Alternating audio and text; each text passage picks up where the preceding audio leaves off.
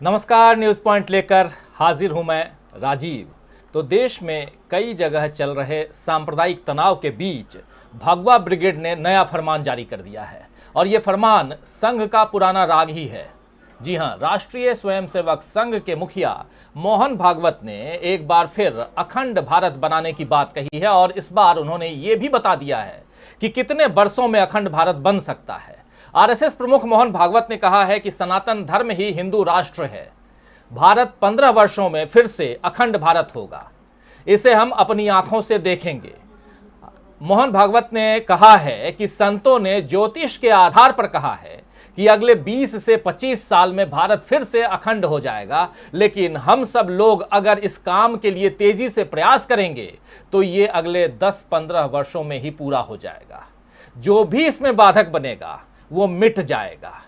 तो एक तरफ मोहन भागवत ने जी जान लगाकर अगले एक दशक में अखंड भारत बनाने की बात कही है और उसके साथ साथ मोहन भागवत ने हाथों में डंडा लेने का फरमान भी जारी किया है। जी हां, वैसे तो आप जानते ही हैं कि संघ परिवार शस्त्र पूजा की परंपरा को निभाता है, लेकिन हरिद्वार में आरएसएस के सरसंघचालक मोहन भागवत ने कहा है कि हम अहिंसा की ही बात कहेंगे, लेकिन ये बात हाथों में डंडा लेकर कहेंगे। यानी अहिंसा करेंगे, अहिंसा की बात कहेंगे, लेकिन हाथ में डंडा रहे तब। हमारे मन में कोई द्वेष या शत्रु भाव नहीं, शत्रुता का भाव नहीं है, लेकिन दुनिया शक्ति को ही मानती है, तो हम क्या करें, इसीलिए डंडा रखना जरूरी है।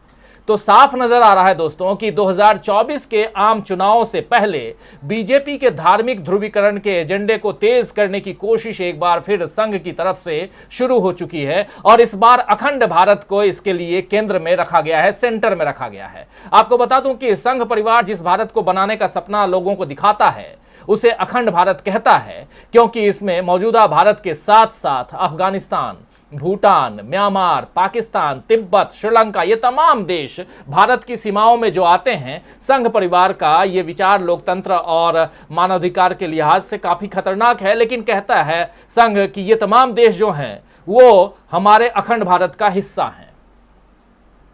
और इसी लिहाज से कि ये खतरनाक क्यों है, क्योंकि उसमें दूसरे देशों की संप्रभुता को चुनौती दी जा रही है, जबकि भारत ने आज़ादी के बाद से ही अपनी संप्रभुता की रक्षा के साथ साथ बाकी देशों की संप्रभुता का सम्मान किया और औपनिवेशिक सोच का विरोध किया। लेकिन मोहन भागवत आज़ाद भारत की इस बात की और इस सोच के खिलाफ बात कर रहे हैं। उनके इस बयान पर अब सियासी हंगामा भी खड़ा हो चुका है। कांग्रेस ने सवाल उठाए हैं कि मोहन भागवत कौन हैं, क्या वो प्रधानमंत्री हैं, गृह मंत्री हैं या फिर इस देश के जज हैं। इन सब बातों को कहने वाले वो कौन होते हैं? संविधान की शपथ लेने वाली सरकार को इसका जवाब देना चाहिए। वहीं जेडीयू यानी जनता दल यूनाइटेड के नेता केसी त्यागी ने कहा है कि अखंड भारत का जो स्वरूप है वो साफ नहीं है। मैं चाहता हूं कि वो रणनीति का खुलासा करें, यानी संघ करे और इसका प्रारूप भी बताए। इधर शिवसेना नेता संजय राउत ने कहा है कि पहले पीओके यानी पाक ऑक्युपाइड कश्मीर को भारत में शामिल करना है, फिर पाकिस्तान, श्रीलंका और अन्य को भी अखंड भारत बनाना है। आपको कोई रोक नहीं पाएगा, लेकिन इसे 15 दिनों में करने का वादा करें, न कि 15 साल में पूरा करें। यह कहना है संजय राउत का। वहीं ओवैसी, जी हां, असदुद्दीन ओवैसी एआईएमआईएम के जो मुखिया हैं, उनका कहना है कि अखंड भारत का मतलब है कि पीओके, पाकिस्तान, अफगानिस्तान, श्रीलंका का भारत का हिस्सा होना, वो इलाका भी जिस पर चीन का अवैध अधिकार है। लेकिन इससे पहले मोहन भागवत को बताना चाहिए कि बीते 8 सालों में क्या हुआ। उन्हें उस इलाके पर बात करनी चाहिए जिस पर चीन कब्जा करके बैठा है। इन इलाकों में भारतीय फौज गश्त कर रही है। आखिर वो किस आधार पर 15 सालों में अखंड भारत बनाने की बात कह रहे हैं? तो विधानसभा चुनाव और अगले आम चुनावों के पहले आरएसएस ने एक नया शिगुफा फिर से छोड़ दिया है। क्या ये सब जरूरी मुद्दों से ध्यान भटकाने की रणनीति है या भगवा रणनीति है? क्या अखंड भारत के पीछे का सच क्या है? ये तमाम बातें आज इस कार्यक्रम में हम समझेंगे, जानेंगे और कुछ लोगों के बाइट्स, कुछ लोगों के बयान भी सुनाने की हम कोशिश करेंगे, जिसमें क्या कुछ कह रहे हैं संजय राउत, क्या कुछ कह रहे हैं असदुद्दीन ओवैसी, क्या कुछ कहा है शिवराज सिंह चौहान ने। ये तमाम बातें, उनकी फर्स्ट हैंड इंफॉर्मेशन, क्या कुछ कह रहे हैं, उनकी जुबानी हम आप तक पहुंचाएंगे। लेकिन उससे पहले हमारे साथ इस कार्यक्रम में कुछ साथी, वरिष्ठ साथी जुड़े हुए हैं। आइए सबसे आपका परिचय करवाऊं। भगवा ब्रिगेड का नया फरमान, ये हम क्यों लिख रहे हैं, क्यों कह रहे हैं, ये जानने की कोशिश करेंगे। हमारे साथ 4 वरिष्ठ साथी जुड़े हुए हैं इस वक्त। रिटायर्ड आईपीएस हैं, वरिष्ठ साथी हमारे विजय शंकर सिंह जी, आपका स्वागत करता हूं। हमारे साथ जुड़े हुए हैं वरिष्ठ साथी सुनील शुक्ला जी। सुनील शुक्ला जी, आपका स्वागत है। पीयूष पंत जी, सीनियर जर्नलिस्ट, हमारे वरिष्ठ साथी हमारे साथ जुड़े हुए हैं। पीयूष पंत जी, आपका स्वागत है। और साथ में हमारे साथी अमलेंदु उपाध्याय जी जुड़े हुए हैं। अमलेंदु जी, आपका भी स्वागत है। आप तमाम दोस्तों का स्वागत। थोड़ी देर बाद एक साथी और जुड़ेंगे, उनका भी आपसे परिचय करवाऊंगा। लेकिन तमाम दोस्त, आप जो अब तक जुड़ चुके हैं, जो जुड़ने वाले हैं, आप सबका एक बार फिर से इस्तकबाल करता हूँ, स्वागत करता हूँ। तो भगवा ब्रिगेड यानी संघ क्या कुछ कह रहा है, संघ के जो हिमायती हैं वो क्या कुछ कह रहे हैं, और क्यों अचानक फिर से एक तरफ महंगाई की मार पड़ रही है, बेरोजगारी जो है वो चरम पर है। वर्ल्ड बैंक ने आज फिर से अपना नया अनुमान जारी कर दिया है, जिसमें देश की जीडीपी वो पहले से कम कर दी गई है। और इन सब पर बात न करके अखंड भारत की बात हो रही है, और उसमें भी पीओके से लेकर पाकिस्तान तक, अफगानिस्तान तक, म्यांमार तक, बांग्लादेश भी उसमें आता है, उसमें भूटान भी आता है, तिब्बत भी आता है, चीन का बहुत सारा पार्ट भी आता है, नेपाल भी आता है। आप ये तमाम देशों को अगर देखें तो उसमें मुसलमानों की संख्या भी बढ़ती है। 20 करोड़ मुसलमानों को लेकर के तो बहुत अनाप शनाप बातें होती हैं। अगर अखंड भारत का सपना आप बना रहे हैं, आगे बढ़ रहे हैं, और उसमें ये लोग भी अगर जुड़ जाएं तो फिर आगे क्या होगा। चलिए शुरुआत करते हैं। सबसे पहले अमलेंदु उपाध्याय जी, आपके पास ही आना चाहूंगा। इस सपने को सपने की तरह देखा जाए या हकीकत में भी होते हुए कुछ जाना जाए, समझा जाए। अमलेंदु उपाध्याय जी। देखिए राजीव जी, हमारा संघ परिवार जो है वो 100 साल से सपने ही देख रहा है। लेकिन बड़ी अच्छी बात यह है कि मोहन भागवत जी को जो है अपराध बोध हुआ है और वो नींद से जागे हैं कि स्वतंत्रता संग्राम के आंदोलन के दौरान जिस तरीके से राष्ट्रीय स्वयंसेवक संघ ने विश्वासघात किया और अंग्रेजों के साथ रहे हिंदू महासभा और आरएसएस, और भारत विभाजन की भूमिका उन्होंने तैयार की, और उनके नेता जो कहे जाते हैं सावरकर, उन्होंने सबसे पहले द्विराष्ट्र का सिद्धांत दिया। तो उन गुनाहों से तौबा करने के लिए मोहन भागवत जी को जो है अखंड भारत याद आया है। बहुत अच्छी बात है, मोहन भागवत जी की इस बात का स्वागत किया चाहिए। अगर राष्ट्रीय स्वयंसेवक संघ को ये सद्बुद्धि 75 साल पहले आ गई होती तो भारत का बंटवारा नहीं हुआ होता। भारत का बंटवारा ही इसीलिए हुआ चूंकि हिंदू महासभा आरएसएस जो थे वो मुस्लिम लीग के साथ मिल गए थे और अंग्रेजों के जैसे उनके लिए काम कर रहे थे, इसलिए भारत का बंटवारा हुआ और न गांधी जी की हत्या हुई होती। अगर इनको पहले सद्बुद्धि आ गई होती, इस बात को इन्होंने मान लिया होता अखंड भारत की बात। लेकिन यहाँ प्रश्न ये उठता है राजीव जी कि ये जो जिस भारत माता की जय का अभी नारा लगाते हैं, तो इनकी भारत माता कौन सी भारत माता है, मतलब इनकी उस भारत माता की परिकल्पना क्या है, ये भी सवाल बनता है। अगर इनकी भारत माता में वो पाकिस्तान, वो बांग्लादेश और वो भूटान का हिस्सा, नेपाल, वो सब भी आता है उस भारत माता में कि नहीं आता है, और अगर आता है तो ये अब तक क्या कर रहे थे, मतलब उस किस भारत माता की अब तक ये जो थे जय लगा रहे थे कुल मिलाकर के। बहरहाल भारत विभाजन से अगर किसी को सबसे ज्यादा फायदा हुआ तो वो 2 लोगों को हुआ, मोहम्मद अली जिन्ना की मुस्लिम लीग को और आरएसएस के जनसंघ और भारतीय जनता पार्टी, उसको आप कह सकते हैं। अगर मान लीजिए विभाजन नहीं हुआ होता तो क्या नरेंद्र मोदी भारत के प्रधानमंत्री बन पाते, ये बड़ा सवाल है। लेकिन यहाँ भागवत जी जो बात कह रहे हैं कि 15 साल में बन जाएगा, तो यहाँ एक और प्रश्न भी उठता है कि क्या मोदी जी के प्रधानमंत्री रहते ही अखंड भारत बन पाएगा कि नहीं बन पाएगा। भागवत जी को इसको स्पष्ट करना चाहिए। तो 15 साल का जो समय लेके चल रहे हैं, वो 15 साल में मोदी जी प्रधानमंत्री होंगे उस समय तक कि नहीं होंगे, ये भी बता दे बहुत अच्छा होता। हमारी दिली इच्छा थी कि प्रधानमंत्री नरेंद्र मोदी के सामने ही जो है, चूंकि वो 14 साल के बाद पहले हिंदू प्रधानमंत्री बने हैं, तो उनकी आंखों के सामने उनके प्रधानमंत्री रहते हुए ये अखंड भारत बनता। मुझे लगता है ये बहुत अच्छा होता। मोहन भागवत जी इसके बारे में भी बताते। संजय राउत तो उनसे क्या पूछना है कि वो 15 दिन का वादा करें, 15 साल का नहीं करें, लेकिन हम तो कह रहे हैं 15 साल में बन जाए अखंड भारत, बहुत अच्छी बात होगी।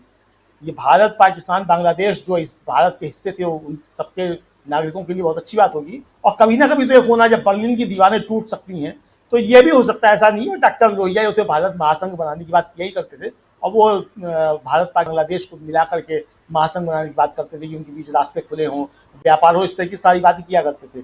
तो अब ये इनकी जो अखंड भारत है, वो किस तरीके का अखंड भारत होगा ये मालूम पड़े।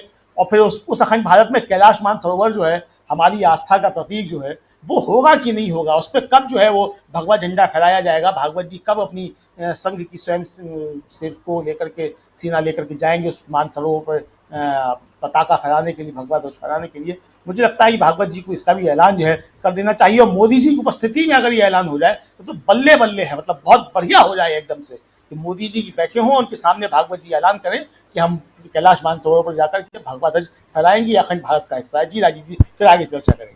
बिल्कुल, बातें जो आप कर रहे हैं, लेकिन इसमें बहुत महत्वपूर्ण बात आप ये रख रहे हैं कि मोदी जी, लेकिन मोदी जी इस पर क्या सोचते हैं अभी तक कुछ नहीं बोल रहे हैं।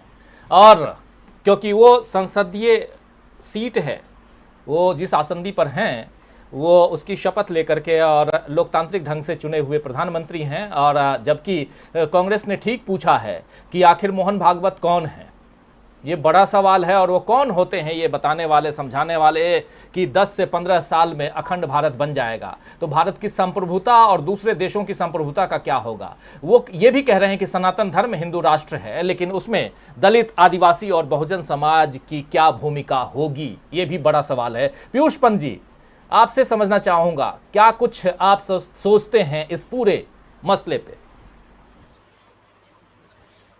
देखिए, ये पूरी की पूरी जो है एक भटकाने वाली जो स्थिति है, उसको बनाने की जो एक प्रक्रिया है, मेन मुद्दों से, जो मुख्य मुद्दे हैं उससे भटकाने की प्रक्रिया जो है, ये समय समय पे जो है आरएसएस करता रहता है। और आपको याद होगा कि ये अगर मान लीजिए आप जो आज जो ये बात करते हैं कि अखंड भारत की, क्योंकि आप देखिए एक पूरा कंफ्यूजन है, उसमें कोई स्पष्ट कोई खाका नहीं है इनके पास। हालांकि जो है इनकी जो राष्ट्रीय सेवक संघ का जो कार्यालय है यहाँ पे, उसमें जो है उनका एक जो इस तरह की किताबें रखी हुई हैं जिसमें कि दिखाया गया पूरा का पूरा जो है, जो मौर्य डायनेस्टी थी, जो गुप्ता डायनेस्टी थी, जो मौर्य डायनेस्टी थी, उसके समय में जो जो भारत के हिस्से थे, पूरा पूरा अखंड भारत, उसको ये एक मानते हैं। लेकिन आप देखिए, ये क्या नाम, सावरकर से लेकर और 1920s में और उसके बाद 1949 में गोवलकर ने जिस इसकी बात करी, और लगातार वो तो कौन से उसमें है, क्या पूरा इलाका जो है उसमें बांग्लादेश, पाकिस्तान, अभी तो बांग्लादेश पाकिस्तान के संदर्भ में ये बात होती, ज्यादातर बात होती है, क्योंकि उसका एक पॉलिटिकल माइलेज मिलता है। लेकिन अगर आप देखिए तो जो बृहद भारत की बात जो है या की जाती है, वो वही है कि पूरा उसमें अफगानिस्तान भी है, उसमें बर्मा भी है, नेपाल भी है, उसमें जो है आपका भूटान भी है, बांग्लादेश भी है।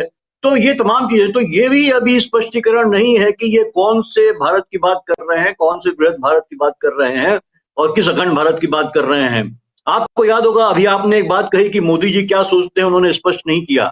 लेकिन आप देखिए कि 2012 में मोदी जी ने एक इंटरव्यू दिया था, 2014 में अपना उनको शुरुआत करने से पहले केंद्र में उन्होंने एक इंटरव्यू दिया था, और उसमें उन्होंने कहा, ये बात कही थी, जब उनसे पूछा गया सवाल, उन्होंने कहा कि देखिए कि अखंड भारत तो हो नहीं सकता सही, क्योंकि उसमें जितने भी हमारे देश हैं, अड़ोसी पड़ोसी जो भी देश हैं, जो भारत के हिस्से अगर हम मानते हैं, जब चाहते हैं कि भारत में शामिल हो जाए जो अखंड भारत में, तो वो ज्यादातर वो है मुस्लिम आबादी वाले देश हैं। और उसके बाद तो जो है कि पूरी मुस्लिम आबादी इतनी हो जाएगी इस देश में कि जो है कि ये एक जो है मुस्लिम देश हो जाएगा, ये मुस्लिम राष्ट्र हो जाएगा ये। वो उसके बाद कोई चर्चा नहीं हुई इस बात की। फिर 2015 जब मोदी जी गए, आपको याद होगा, पाकिस्तान नवाज शरीफ के जन्मदिन पे गए, उसके बाद राम माधव का एक स्टेटमेंट आया था उसके बाद 2016 में कि नहीं, जो है कि अखंड भारत होगा और उसमें पाकिस्तान और जो है कि बांग्लादेश और ये सब अब शामिल होंगे। और ज्यादातर देखिए बात ये बात कौन सी करते हैं, ये कहते रहे कि सांस्कृतिक जो है अखंडता की बात करते रहते हैं। ये क्या इसमें इनकी क्या पॉलिटिकल, टेरिटोरियल, ये सब कुछ इसमें शामिल करना चाह रहे हैं, या सिर्फ एक जो है कि कल्चरल जो है यूनिटी की बात कर रहे हैं वो। तो लगातार जनता को देखिए, एक हिंदुत्व और हिंदू राष्ट्र की जो ये कल्पना इन्होंने की हुई है, उस रास्ते पे ढकेलने के लिए और उसके माध्यम से अपने पॉलिटिकल जो इनके इंटरेस्ट हैं उनको सत्ता में काबिज होने के लिए ये समय समय पे, अभी देखिए आपने भी चर्चा करी कि आज ही आया है विश्व बैंक ने जो है कि कहा है कि अब 8.6% से घट के अब 8% होने की संभावना है इनकी जीडीपी की। तो आपकी अर्थव्यवस्था तो नीचे होती चली जा रही है, रोजगार आप क्रिएट नहीं कर पा रहे हैं, आप और भी कुछ लोगों को दे नहीं पा रहे, महंगाई की जो है वो एक जो है सीमा आप देखिए, अबाध गति से महंगाई बढ़ रही है, कहीं कोई सोचने वाला नहीं है, कुछ हो नहीं रहा है। तो इस तरह के मुद्दे निकाल के अखंड भारत की कल्पना आप करते रहिए, एक झुंझुना पकड़ा दिया गया है उसमें आप, और उसमें क्या है एक मिलिटेंसी पैदा कर रहे हैं। देखिए उन्होंने एक बहुत बड़ी बात कही है कि जो है कि हमारे मन में तो जो है हम तो शांति चाहते हैं, अहिंसा चाहते हैं, लेकिन हाथ में डंडा रहेगा, क्योंकि ये शक्ति ही समझता है, दुनिया समझती है।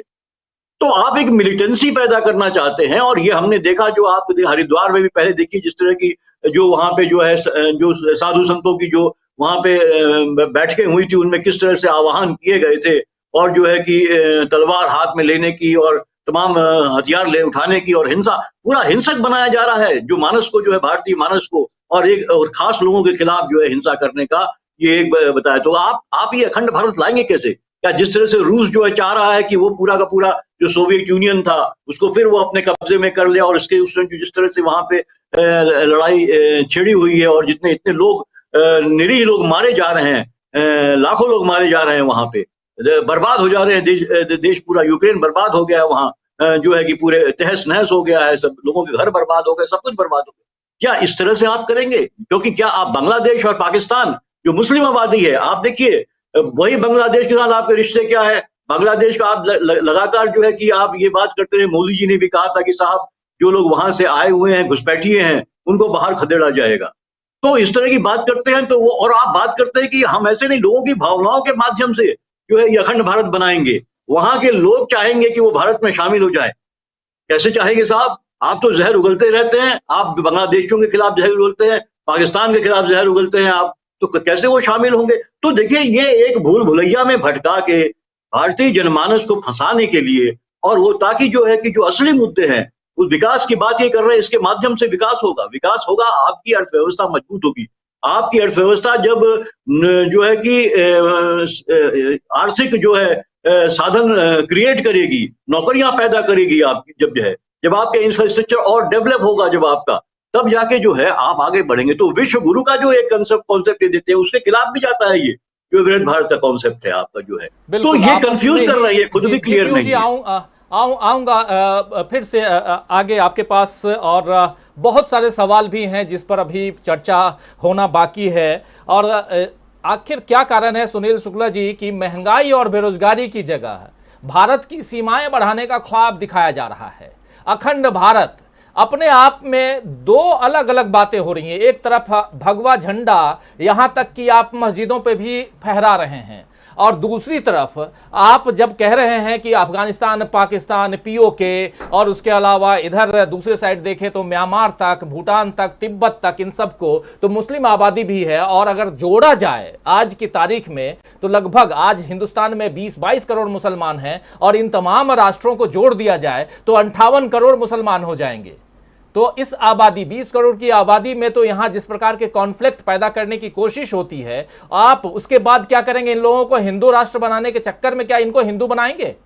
बहुत सारे अपने आप में कॉन्ट्राडिक्टरी जो बयान है वो यही है कि यहां आप कह कुछ और रहे हैं, बता कुछ और रहे हैं, और व्हाट्सएप यूनिवर्सिटी के जरिए लोगों को पढ़ा कुछ और रहे हैं, और उसमें महंगाई और बेरोजगारी से क्या आप ध्यान भटकाने के लिए ये सारा नया शिगुफा छोड़ रहे हैं? क्या कुछ कहेंगे आप सुनील शुक्ल जी?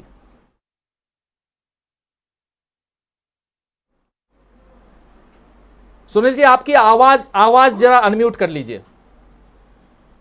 राजीव जी, जो आपने बात कही कि जो जन सरोकार के मुद्दे हैं उन मुद्दों से भटकाने की कोशिश ही है यह। इन्होंने जो अखंड भारत की बात की, उस अखंड भारत का स्वरूप क्या होगा इस पर कोई बात नहीं की। हम और आप इसकी चर्चा कर रहे हैं कि पाकिस्तान, अफगानिस्तान, बांग्लादेश, म्यांमार, श्रीलंका, नेपाल, भूटान, सभी को हम जोड़ लेंगे, इनके परिकल्पना भी है, लेकिन ये ऐसा कुछ भी नहीं कर रहे हैं। यह अभी नहीं बता रहे हैं कि अखंड भारत में इनका क्या मतलब है, कि जैसे 370 इन्होंने खत्म कर दिया, एक भारतीय राज्य को केंद्र शासित प्रदेश में तब्दील कर दिया, क्या इसी तरह की परिकल्पना आप 371 372 खत्म करके उधर जो नॉर्थ ईस्ट के प्रदेश हैं उनकी स्थितियां बदलना चाहते हैं? करना क्या चाहते हैं अखंड भारत के रूप में? आपकी परिकल्पना क्या है? सवाल है कि जो संगठन आज तक पूरे भारत में अभी नहीं पहुंच पाया, वह संगठन इस बात की कल्पना कर रहा है कि देश की सीमा के बाहर अपने पहुंच करके एक देश बनाने की बात कर रहा है। भारत महासंघ बनाने की बात डॉक्टर लोहिया ने भी की थी, लेकिन उसके साथ उन्होंने पूरे तर्क दिए थे, पूरी बात कही थी। जम्बू द्वीपीय भारत खंड की बात हम लोग जो करते हैं उसकी बात उन्होंने कही थी और पूरी एक रूपरेखा उन्होंने दिया था।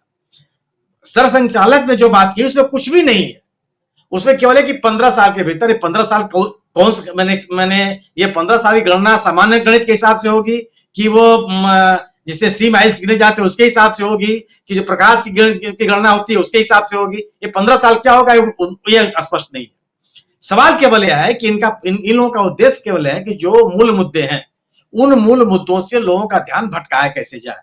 और ये सबसे बड़ा अफीम है, आप लोगों को तर्क से, बहस से, तथ्यों से, जानकारी से, ज्ञान से जिन चीजों को नहीं समझा सकते और उसके लिए आप तैयार नहीं है क्योंकि आपके पास कोई तथ्य नहीं है, तो सबसे बढ़िया तरीका यह है कि आप इसी भूल भुलैया में लोगों को डाले रहिए। अखंड भारत की परिकल्पना आप कैसे कर लेंगे भाई? क्या आप कुछ दूसरे देशों की संप्रभुता का ख्याल आप नहीं कर सकते? आप जो अंतरराष्ट्रीय स्थिति है उसमें कौन से हालात पैदा हो जाएंगे कि आप बांग्लादेश को अपने मिला लेंगे? आप भारत को जो भारत था उस भारत को अखंड रहने में आपका क्या योगदान है? पहले आप ये तो बता दीजिए ना। भारत का विभाजन अगर हुआ तो उसके पीछे आप भी हैं। भारत जो संगठन भारत की आजादी के लड़ाई में उसका कोई योगदान न रहा हो, वह संगठन आज अखंड भारत की बात कर रहा हो, वो भी गोलमोल। आप इसके आप सोच लीजिए कि इसका कोई मतलब नहीं है, केवल मतलब यह है कि आपके लिए एक इन्होंने शगुफा छोड़ दिया कि हम बैठ के इसे पर चर्चा करें।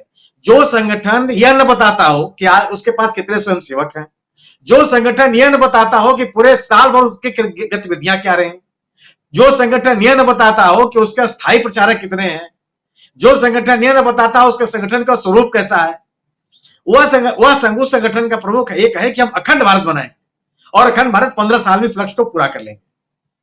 ये कोई भी व्यक्ति जो है वह जो समझदार व्यक्ति होगा उसके समझने के पर्याप्त है कि केवल हमको और आपको एक भूल भुलैया में डाल देना कि आप इसी के बारे में सोचते रहिए।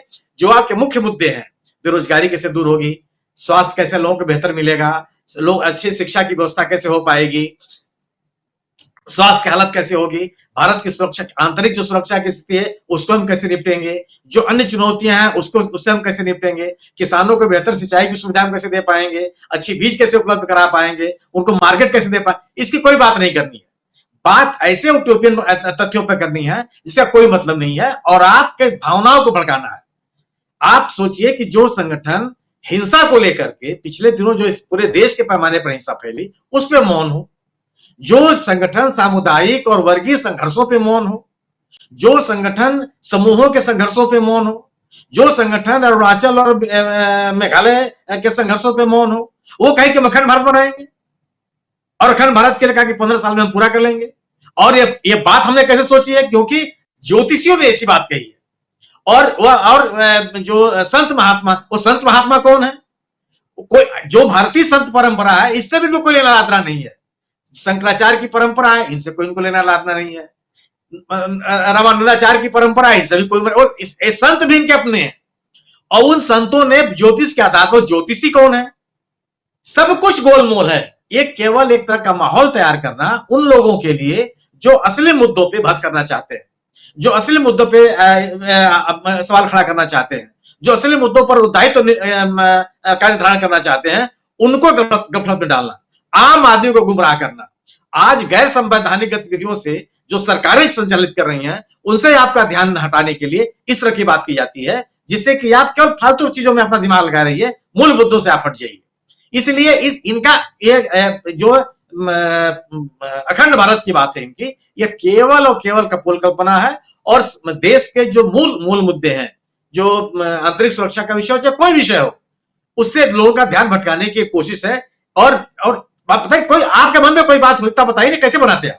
क्या यूरोपियन यूनियन का जो परिकल्पना है उसके अनुसार करेंगे कि सभी देश एक रहेंगे, सबकी संप्रभुता एक रहेगी, लेकिन अब एक संघ के रूप में काम करेंगे? वो भी आप जब आप इस प्रदेश को, इस देश के लोगों को एक साथ रखने के लिए तैयार नहीं है, इस देश में रहने वाले दो समूहों को एक साथ रखने के लिए तैयार नहीं है, उनको आप ये आजादी देने के लिए तैयार नहीं है कि वो कौन व्यक्ति क्या खाएगा और क्या पहनेगा, तो आप दूसरे देशों के साथ मिल करके एक संघ की स्वरूप कल्पना कर सकते हैं।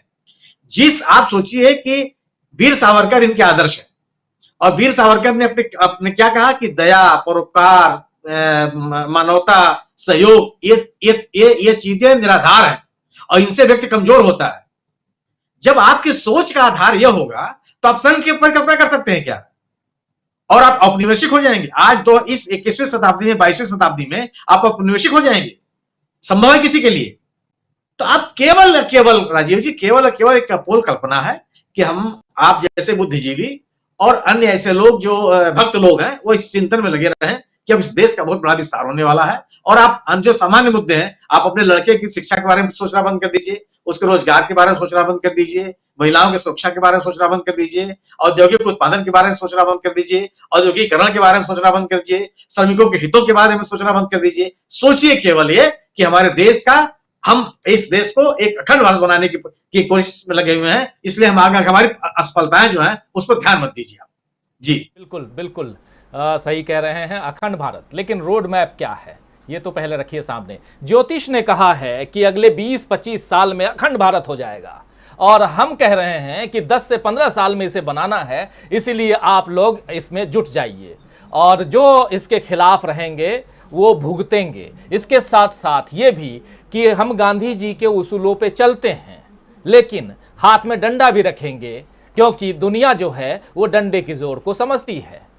आखिर कह क्या रहे हैं? आपकी बातों में इतने कंट्रोडक्टरी बातें आप कर रहे हैं, इतना कंफ्यूजन है, आप खुद कंफ्यूज लग रहे हैं। तो यहाँ बहुत सारी बातें हैं। हमारे साथ प्रशांत टंडन जी, हमारे वरिष्ठ साथी, जुड़ गए हैं। प्रशांत जी, आपका स्वागत करता हूँ इस कार्यक्रम में। और विजय शंकर सिंह जी के पास आऊँ, और प्रशांत जी उनके बाद आपके पास आऊँ, लेकिन संजय राउत मोहन भागवत के बयान पर आज उन्होंने अपनी बातें रखी हैं। क्या कुछ कहा है, उनके बयान का उन्होंने स्वागत किया है, समर्थन किया है, और क्या कुछ कह रहे हैं?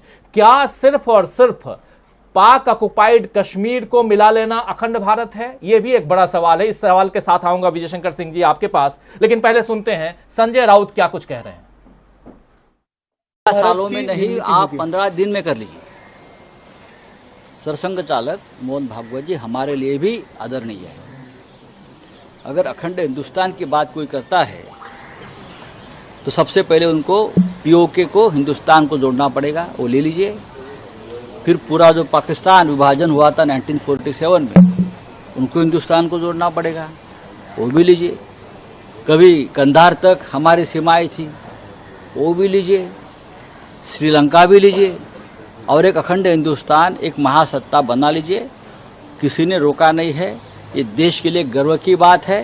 लेकिन 15 साल का वायदा मत करिए, 15 दिन करिए या 2 साल करिए, हम पूरा देश आपके साथ रहेंगे। लेकिन उसके पहले जो कश्मीरी पंडित है, उनकी जो कश्मीर की फाइल जो अब वापस खुली एक पर्दे के ऊपर, उस सभी हमारे कश्मीरी पंडित भाइयों को उनकी घर वापसी बहुत ही सुरक्षित तरीके से होनी चाहिए, वो कर लीजिए।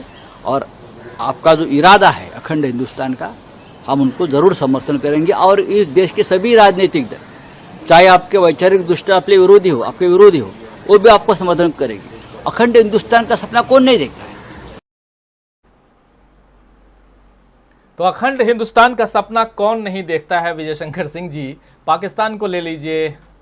और लेकिन सबसे बड़ी बात यहाँ पर, ये 15 का फिगर ही क्यों इनको पसंद आता है? 15 लाख, 15 साल, ये 15 जो करते रहते हैं, मोदी जी 15 साल रहेंगे, ऐसी बातें भी होती है।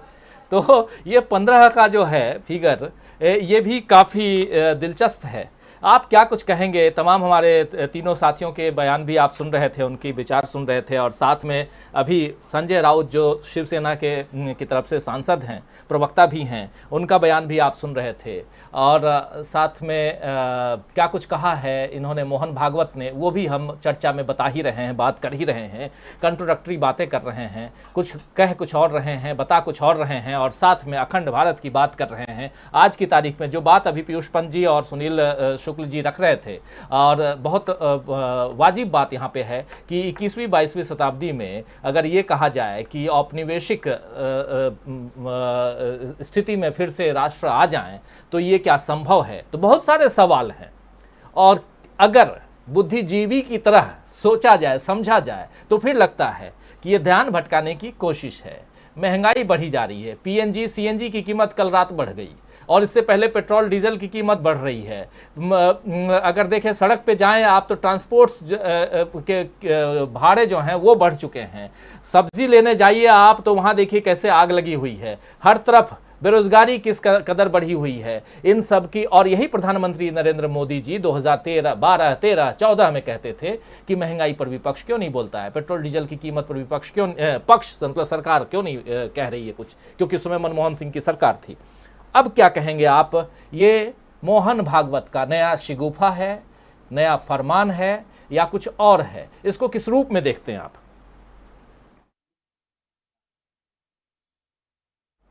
आवाज आप अनम्यूट कर लीजिए। आप वहां से अनम्यूट कर, यहाँ से अनम्यूट हो नहीं रहा है। आवाज आई? आ रही आवाज आई में। जहां तक मोहन भागवत जी का कहना है कि एक अखंड भारत 15 साल में हो जाएगा, बहुत अच्छी बात है। संजय राउत ने भी बहुत सही कहा है कि किसी पसंद नहीं। 1947 का भारत विभाजन इस देश के इतिहास का सबसे ट्रैजिक पक्ष रहा है। ये बात अलग है कि संघ और हिंदू महासभा, जैसा कि अमरेंद्र भाई ने बताया, ये सब लोग उस राष्ट्रवाद के सिद्धांत के साथ थे जिसको लेकर जिन्ना आगे बढ़े थे। जिन्ना और सावरकर इन दोनों की आइडियोलॉजी थी, तो जाहिर है कि इन दोनों को इसका दोष दिया जाता है।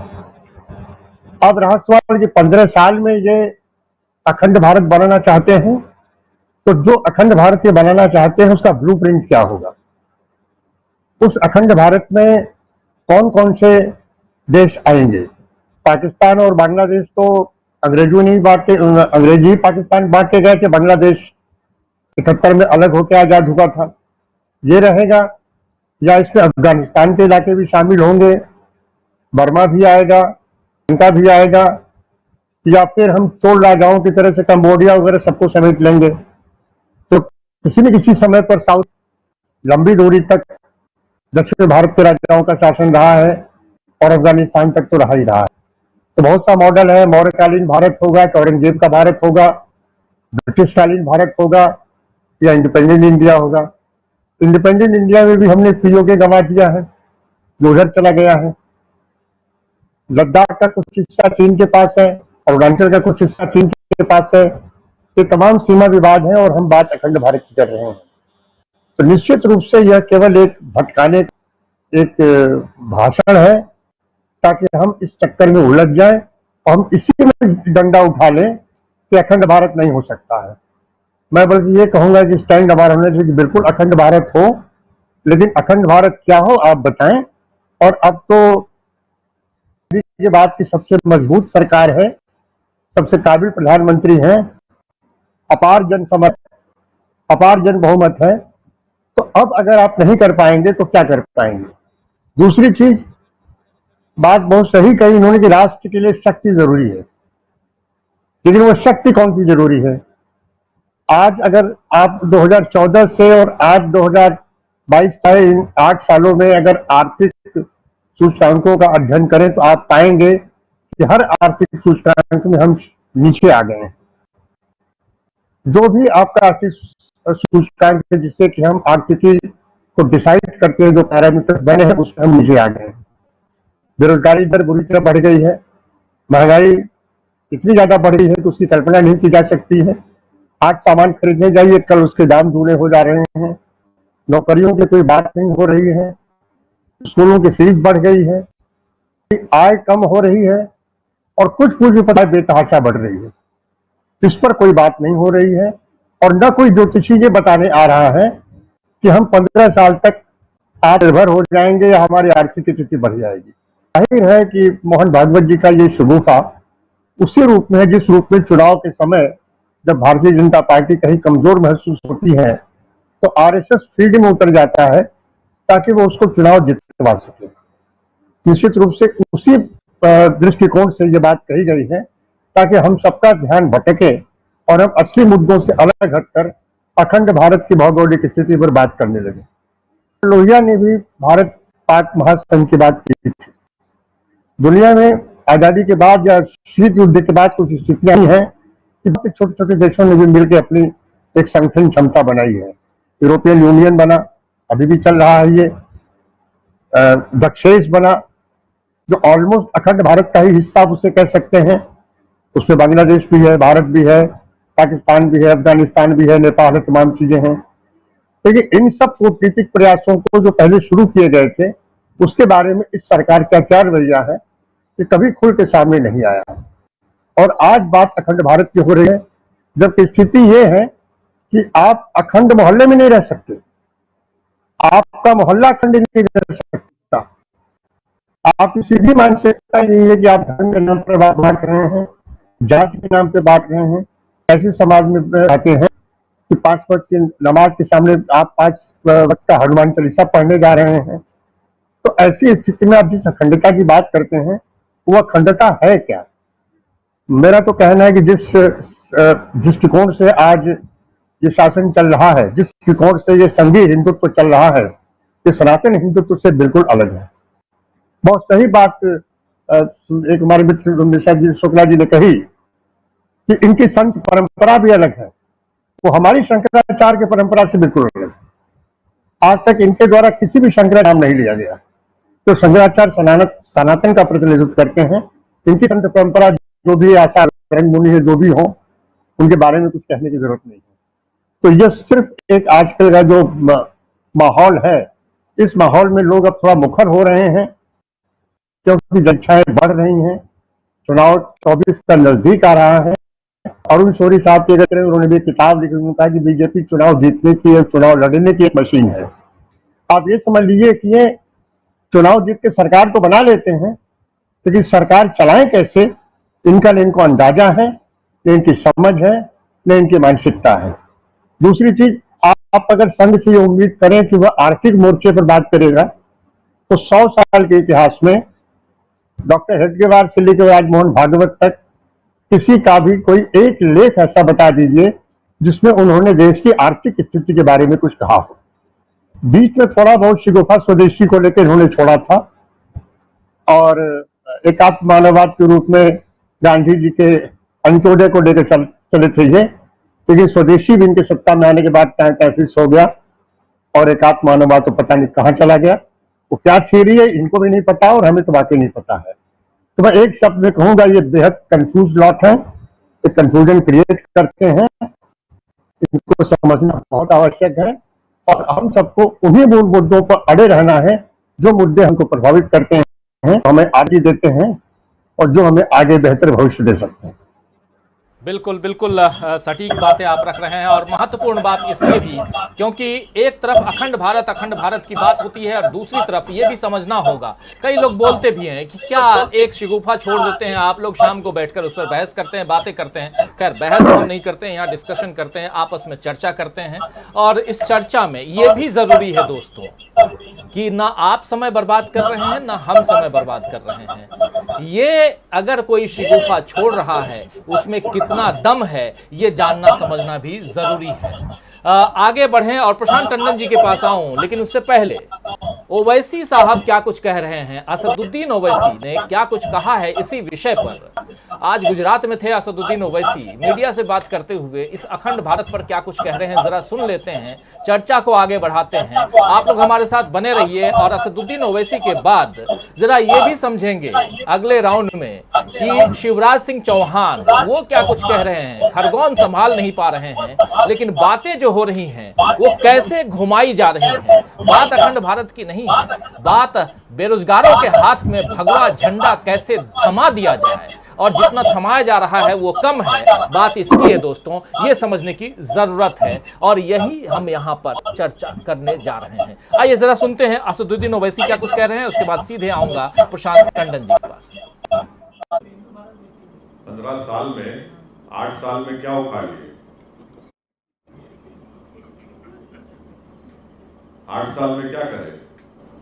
15 साल में क्या करेंगे? 15 लाख नहीं आए, 15 साल की बात कर रहे हैं, और कौन सा अखंड भारत की बात कर रहे हैं? इस तरह से बात करने से उनको समझना चाहिए कि अखंड भारत का मतलब पूरा अफगानिस्तान, पूरा श्रीलंका, पूरा बांग्लादेश, फिर आपका जो हमारा कश्मीर का हिस्सा पाकिस्तान कब्जा करके बैठा है, जो चीन के पास है। मैं मोहन भागवत साहब को ये बोलना चाहूंगा कि अखंड भारत की ये बातें मत करो। जो इलाके में चीन भारत की जमीन पर कब्जा करके बैठा है, डेप्सांग में, डेमचाक में, हॉट स्प्रिंग में, उसकी बात करो आप। हमारी फौज उन इलाकों में पेट्रोलिंग नहीं कर सकती, और आप अखंड भारत की बात करते हैं। 15 साल क्यों कर रहे भाई? 8 साल में कर लेना था आपको।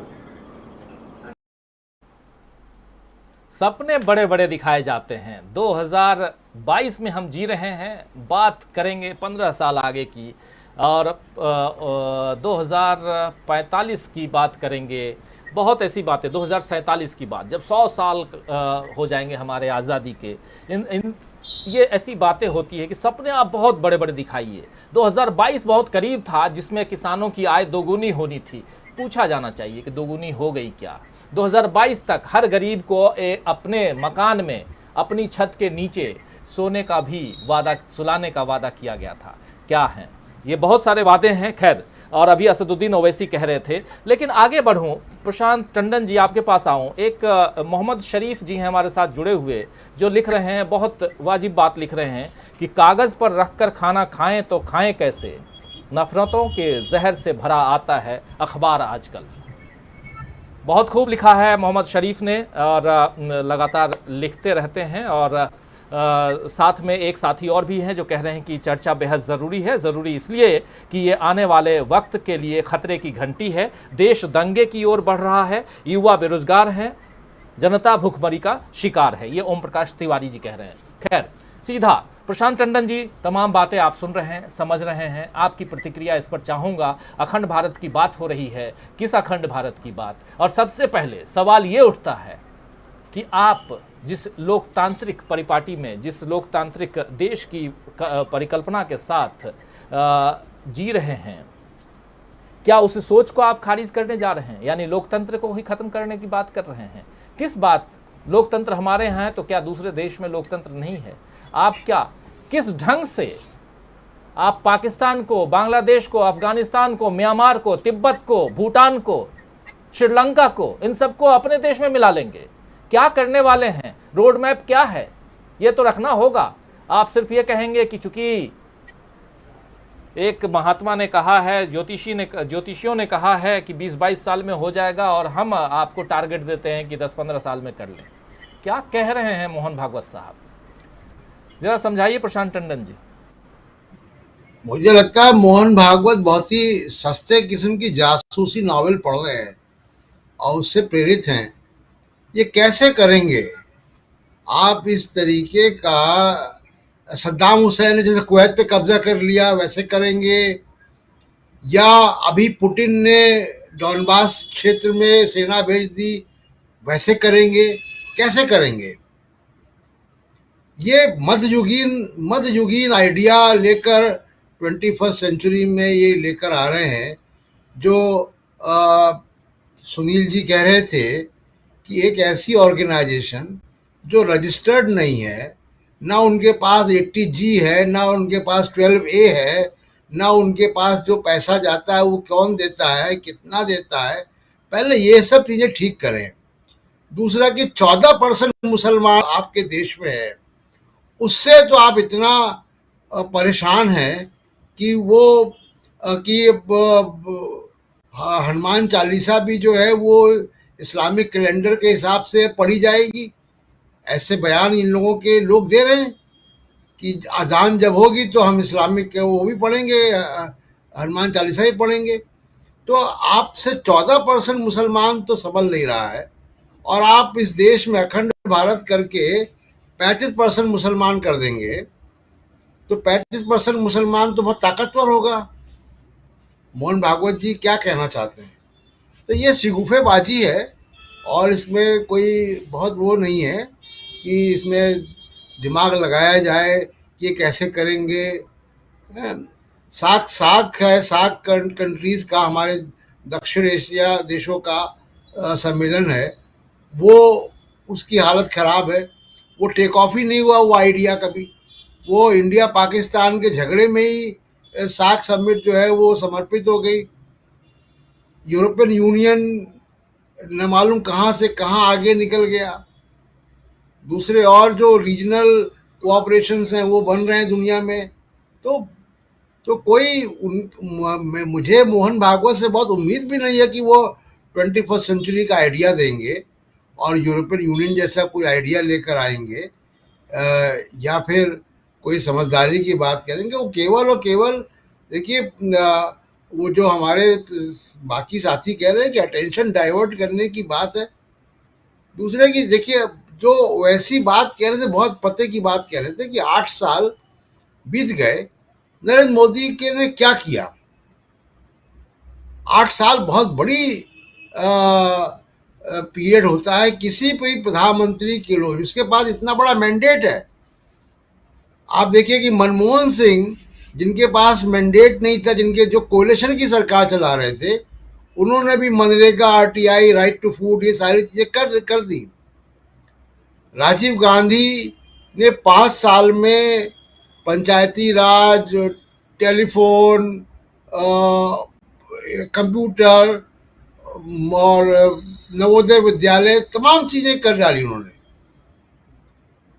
मध्यकालीन में भी 5 साल में शेरशाह सूरी ने रुपया बना दिया था जो आज भी चल रहा है। जो डिनोमिनेशन है 16 आने, 4 आने, 8 आने और रुपया, वो शेरशाह सूरी का दिया हुआ। उसने एक हाईवे बना दिया जो आज भी मौजूद है, और पोस्टल सर्विस उसने क्रिएट कर दी 5 साल में। आप बताइए कि नरेंद्र मोदी ने 5 साल में, 8 साल में क्या किया? एक भी कोई ऐसी चीज जो कि आप गिन नहीं सकते। जो पिछला था उसको खराब जरूर किया है, लेकिन कुछ नया बनाने का कुछ नहीं किया है। एक अपने लिए एक महल जरूर बना रहे हैं हजारों करोड़ का। तो ये बिना मतलब की बातें हैं कि अखंड भारत बना देंगे। जो भारत है उसको अखंड रख नहीं पा रहे हैं, तो इसका कोई मतलब नहीं है। और मेरा सुझाव मोहन भागवत का होगा कि वो एक बड़ी ऑर्गेनाइजेशन की तरह रजिस्ट्रेशन कराएं, TTG करें, भारत के सिस्टम में आए और भारत के कानून के दायरे में आए। कोई भी NGO, कोई भी ट्रस्ट आप चला सकते हैं बिना रजिस्टर कराए। बिना 80G का वो लिए हुए 1 रुपया भी आप नहीं ले सकते। बिना 12A का अप्रूवल लिए इनकम टैक्स से आप 10 रुपए का चंदा भी नहीं ले सकते किसी से। तो ये सारी चीजें पूरी करें। बाकी तो जो देश में हो रहा है वो बहुत ही शर्मनाक है, और जो देश को एक रखने की जो सपना था। आज डॉक्टर अम्बेडकर का जन्मदिन भी है, और डॉक्टर अम्बेडकर के जन्मदिन में के समय जब संविधान और मजबूत करना चाहिए, जब तमाम सारे जो हाशिए के समाज है उसको अधिकार देने की बात करनी चाहिए, उस वक्त ये सारे शिगुफेबाजी की जा रही, जो कि जिसका कोई मतलब औचित्य नहीं है। हम लोग डिस्कस ज़रूर कर लें, लेकिन इसका कोई औचित्य नहीं है। और रोड मैप दें, कैसे करेंगे? सद्दाम हुसैन की तरह करेंगे? रोड मैप दे। आप बोल रहे थे कि क्या क्या बनाया। 2 चीज़ें और जोड़ लीजिए उसमें। एक तो प्रधानमंत्री संग्रहालय 3 मूर्ति भवन में आज ही उसका उद्घाटन किया प्रधानमंत्री ने। 14 प्रधानमंत्रियों का ऑलरेडी वहाँ संग्रह उनका जो है वो ऑलरेडी हो चुका है, और अगला नंबर नाम इन्हीं का बदला है। है, तो राजीव ये जी, अपने नाम लिए बदला एक जगह तो केवल। इन्होंने सुरक्षित कर रखी है, और दूसरा गुजरात में जीते जागते एक स्टेडियम का नाम इन्होंने अपने नाम करवा लिया है। तो ये उस सूची में जोड़ लीजिए प्रशांत टंडन जी जो आप बता रहे थे। लेकिन बढ़े आगे और थोड़ा शिवराज सिंह चौहान क्या कुछ कह रहे हैं असदुद्दीन ओवैसी पर। जब भगवा ब्रिगेड की हम बात कर रहे हैं और उसमें रामनवमी से लेकर के अब तक, और कल हरिद्वार में क्या कुछ कहा मोहन भागवत ने, उसी पर हम चर्चा कर रहे हैं। अखंड भारत का सपना तो देखते रहे हैं, दिखाते रहे हैं, लेकिन उसके साथ साथ अब एक टारगेट भी दिया गया है कि 10 से 15 साल में, हालांकि ज्योतिषियों ने कहा है कि 20 से 25 साल में, लेकिन उसका जो टारगेट है उन्होंने कम कर दिया है कि इतने साल में, 10 से 15 साल में अब अखंड भारत बन जाएगा। लेकिन अखंड भारत का रोड मैप क्या है, किस ढंग से होगा, क्या लोकतंत्र को बलि देकर होगा, और अगर लोकतंत्र की बात है तो इस पर हमारे देश के प्रधानमंत्री क्या कुछ कहते हैं ये भी जानना ज़रूरी है, क्योंकि अभी तक उनकी तरफ से कोई बयान नहीं आया है। ये आधिकारिक बयान अगर संघ दे रहा है तो संघ और बीजेपी में कितना फर्क है ये आप सब अच्छी तरह से जानते हैं। आइए सुनते हैं शिवराज सिंह चौहान जो मुख्यमंत्री हैं मध्य प्रदेश के, क्या कुछ कह रहे हैं इसी मसले पर असदुद्दीन ओवैसी के ऊपर। आइए सुन लेते। ओवैसी साहब वहीं से चिल्ला रहे मध्य प्रदेश में ये हो रहा है, मध्य प्रदेश में ये हो रहा है। आके तो देख भैया यार, ये मेरा मध्य प्रदेश है, यहाँ सब सुरक्षित है, किसी जाति और धर्म के हो। यहाँ कार्रवाई होगी तो गड़बड़ करने वालों के खिलाफ होगी।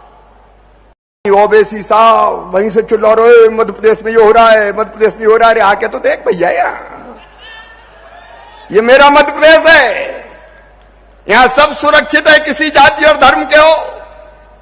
यहाँ कार्रवाई होगी तो गड़बड़ करने वालों के खिलाफ होगी। ओवैसी साहब तो सुन लिए आप, ये हालांकि कल का बयान था। कल जो असदुद्दीन ओवैसी ने खरगोन के ऊपर जो बोला था, सब सुरक्षित हैं कह रहे हैं, यहाँ सब सुरक्षित हैं तो 100 ऐसे लोगों के घर क्यों तुड़वा डाले शिवराज सिंह चौहान, ये सवाल तो पूछा ही जाएगा। एक बार पीयूष पंत जी आपके पास आना चाहूँगा। आपने असदुद्दीन ओवैसी से लेकर के संजय राउत और साथ में शिवराज सिंह चौहान के बयान भी सुन लिए, और इन सब के बीच आज एक विजुअल भी सोशल मीडिया पर काफ़ी तैर रहा है, और वो है कि लाउड स्पीकर लगा करके हनुमान चालीसा का पाठ कर रहे हैं लोग अजान के वक्त, और बता रहे हैं कि कौन कितना लाउड है, कौन कितना तेज है, आप अजान और हम हनुमान चालीसा। इस देश में अब ये द्वंद्व, आवाज की ध्वनि का द्वंद्व चल रहा है कह सकते हैं। किस रूप में इसको देख रहे हैं, और इसको आगे, क्योंकि अपना काम है फोर्सी करना, दूरदर्शी बनना। आपकी दूरदर्शिता क्या कहती है पीयूष पंत जी, जो कुछ अभी हो रहा है इसको रोकने की बात कोई नहीं कर रहा है, धीरे धीरे लाउड स्पीकर लगा करके, और वो भी उस वक्त जिस वक्त अजान का समय होता है, हनुमान चालीसा का पाठ करना। बात निकली राज ठाकरे की तरफ से और पहुंच गई है अब उत्तर प्रदेश और बिहार तक। देखिए राजीव जी, ये जो है मुझे लगता है कि एक जनमानस को पूरी तरीके से जो है अतार्किक बनाने की, एक जो है पूरी से धर्म के प्रति भी पूरी तरीके से एक दकियानूसी जो है उसकी सोच को पैदा कर देने की कोशिश हो रही है पूरी तरीके से, और सांप्रदायिकता के को तो फैलाने का काम हो ही रहा है, चाहे ओवैसी हो उनका स्टेटमेंट हो, और चाहे जो है संजय राउत हो, वो कहीं ना कहीं इसको समर्थन करते हुए दिखाई देते हैं। बस वो एक जो है कि क्योंकि अभी वो विपक्ष में है, वो उनके साथ नहीं है भारतीय जनता पार्टी के साथ, तो उनको कुछ न कुछ कहना है, इसलिए उन्होंने कहा कि आप 15 दिन में कर दीजिए। लेकिन उन्होंने कहा कि अगर आप ऐसा करते हैं वैसा करते हैं तो हम आपका समर्थन करते हैं। तो सोच वही है, देखिए पूरी तरीके से जो है कि एक हिंदुत्व वाला जो एजेंडा है वो बहुत शातिराने तरीके से जो है वो लागू करने की कोशिश हो रही है, और उसमें ओवैसी जैसे जो लोग हैं वो इनका साथ देते हुए नजर आ रहे हैं, क्योंकि और इनका एक मकसद भी होता है कि इस तरह के लोगों को थोड़ा सा इंसाइट कर लो, ताकि और जो है एक पोलराइज होने में मदद मिलेगी। जब ये उस तरह की बातें करते हैं तो फिर उधर से ये बात होती है कि अच्छा तुम ऐसी बात कह रहे हो, तो लो आपने देखा शिवराज सिंह चौहान को हमारे मध्य प्रदेश में, अरे आपके मध्य प्रदेश में आपने चुन चुन के सिर्फ उन्हीं लोगों के मकान गिरवाए जो उस वक्त दोषी भी नहीं थे, आपने उनको आइडेंटिफाई कर दिया, ये दिखा दिया कि वही दोषी हैं। तो ये पूरा पोलराइज करने का खेल चल रहा है। और सबसे निंदनीय बात क्या है, या मैं तो कहूंगा सबसे बड़ी बात ये है कि देखिए आप आम जनमानस को बिल्कुल ही जो है एकदम किस तरफ ले जा रहे हैं आप। एक मतलब भीड़ तंत्र की, और एक जो है कि आप ऐसे लोगों के ले जा रहे हैं जिनकी अपने सोचने समझने की या जो तार्किक रूप से चीजों को देखने की, और धर्म और राजनीति और धर्म और अपने निजी जीवन के बीच में जो है एक फर्क करने की, और धर्म और अपने जो है कि आपकी जो आजीविका है उसको कमाने की, उसको उसके अपने संसाधनों को जुटाने की एक जो आपकी जद्दोजहद है, उस पे कहीं न कहीं अंतर करने का ये जो है, जो एक आपका मादा होता है, उसको खत्म करने की एक ऐसा जनमानस, एक ऐसी जनता को का निर्माण किया जा रहा है जो सिर्फ आपके इशारे पे, धर्म के नाम पे, मरने मारने पे उतारू हो जाए। और आप चाहते हैं इसके हिसाब से, आप चाहे अखंड भारत का सपना हो, चाहे वो आप देखिए जो है हनुमान चालीसा की बात हो। अब देखिए राज ठाकरे अपने राजनीतिक स्वार्थ के लिए इस तरह से वो जो है उनका साथ देने पे उतर गए हैं। तो हर कोई जो है ये दिखाई दे रहा है, और इसमें जो लोग तर्क कर रहे हैं और जो लोग कोशिश कर रहे हैं कि इसको सुलझाया जाए, प्रशासन की तरफ से गलती है, प्रशासन को इसको निपटना चाहिए और सरकार को इस पे एक्शन लेना चाहिए, उन लोगों को जो है कि पूरी तरीके से अलग कर दिया जा रहा है ताकि इन लोगों की आवाजें जो है वो हावी ना होने पाए। ऐसे लोगों की आवाजें हावी हों जो इनकी जो इनका एक एजेंडा है सांप्रदायिकता का ध्रुवीकरण करने का, उसको फायदा मिले। पूरी कोशिश, पूरी कवायद यही हो रही है। वरना आपने भी कहा, देखिए जिस तरह से हनुमान चालीसा को करने का कोई मतलब नहीं है, और हनुमान चालीसा आप अजान के समय के हिसाब से थोड़ी कर सकते हैं। और अजान में देखिए जो 5 बार की अजान होती है उसका मुश्किल से 10 मिनट होता है उसमें। और हाँ, अगर मान लीजिए उसका पिच जो है बहुत हाई हो रही है अगर लाउड स्पीकर की, तो आप बातचीत करके जो है वहां पे जो है आप उसको कम करवा सकते हैं। लेकिन उसके जो है कि ऑपोजिशन में आप जो है हनुमान चालीसा का पाठ ले आते हैं, तो आप हनुमान जी के महत्व को भी कम कर रहे हैं। ये नहीं समझ रहे हैं आप हनुमान जी के महत्व को कम कर रहे हैं। हनुमान जी कोई ऐसी चीज नहीं है कि आप हनुमान चालीसा ऐसी नहीं कि आप जो है कि चौराहे चौराहे जो है वो जाके बैठ के उसकी स्तुति गान करें या उसको आप जो है बोले करें।